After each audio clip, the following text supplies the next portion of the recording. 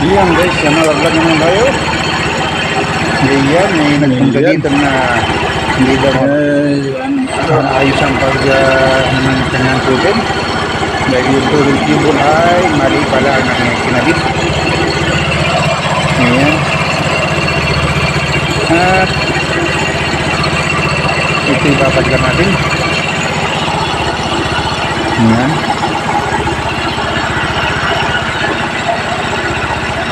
Ayan o, masyadong mahaba yung kanilang yan. Ay kanina natin yung ano. Masyadong mahaba ang mabili nila. Kaya hindi nga ito titino. Kahit na hindi ko mabalik yung kanilang sinyador. Meron naka-sinyador. Ayan o, bumabalik kusa. Ayan, ganyan. Dapat ang sinyador, hindi yung hirap-hirap bumalik. Kasi nakabaluktot yung gibon nila.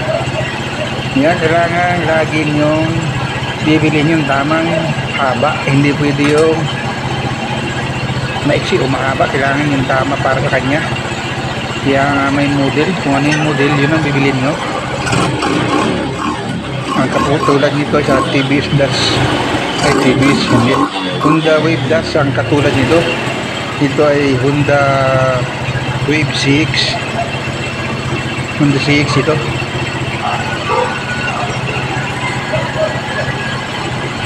Ganyan. Ganun lang kasimple. Nagpakahirap-hirap sila. Sayang yung pambili. Kahit sabihin mo yan ay 150 lang ang bili. Sayang.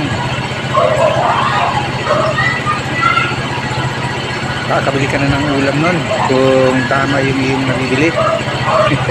Ang bili na ng ulam yan.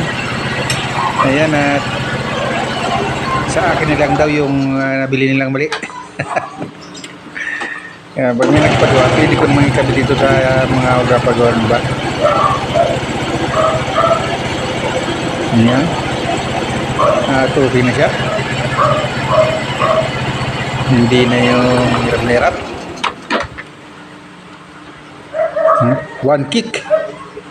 O, hindi natin yan dipindutin. Basta tatagyakan lang natin. Ang daragad yan.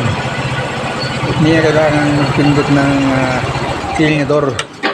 Hindi ka na kailangan pumisil ng silyador. Andar at andar yan. Basta tama yung gawa. Yan. Thanks for watching guys. Dito na lang ating video. Salamat sa panood.